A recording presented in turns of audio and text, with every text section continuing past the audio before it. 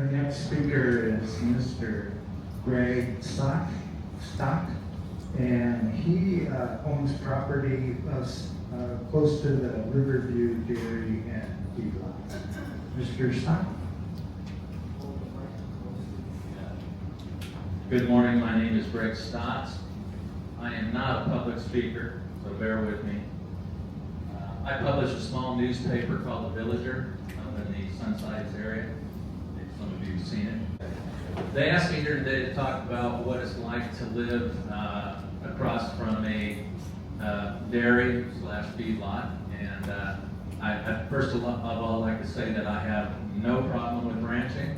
I have many, many friends in the ranching field, and I know where my beef comes from, so I don't have a problem with that. One of the things that has made my life a little bit difficult up where I'm at, I have 10 acres that are on Turkey Creek, and so the Turkey Creek Dairy came in 17, and when that happened, my plans for my property changed immensely. I have about 3 to 4 months of the year that my home is uninhabitable.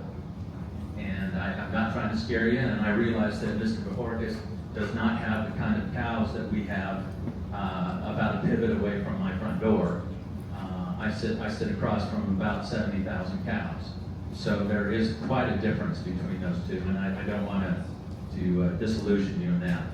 But my situation has been that I get biting flies that cover my entire home. My dogs are absolutely apoplectic when it comes to that, as you can imagine. The dust and whatnot have caused quite a bit of problems. I was just told Thursday that for the second year I have acute bronchitis. Again, a lot of people do not have these kind of problems, and it could just be my own deal. I don't know. But I will be moving for this for the reason, and I'm a little sad because I put everything that I had into that place. It's a completely off-grid home. I live basically on what comes from the sky. So it was a big experiment, and through no cause of my own, the experiment is not going to work, and I'm going to have to put that aside. But the thing that I want to kind of make a point is. So the urine smell, the regular smell of cows doesn't bother me. I just come out and say, hey, it's a cow day, not a problem. I'm sure you all have that too. When the wind blows from the north, however, that's when things get a little dicey at my place, and I do try to stay out for most of those 3 months. I try to take off. So I also love the pivot. It's a big grassy field that I don't have to water or mow.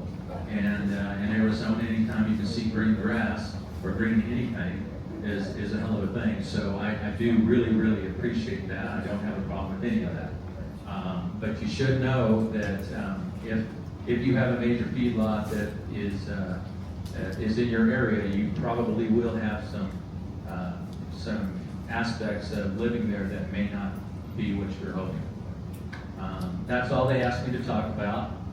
I write a small paper, like I said, for the Villager, and that's my little pitch. So I figured, what the hell.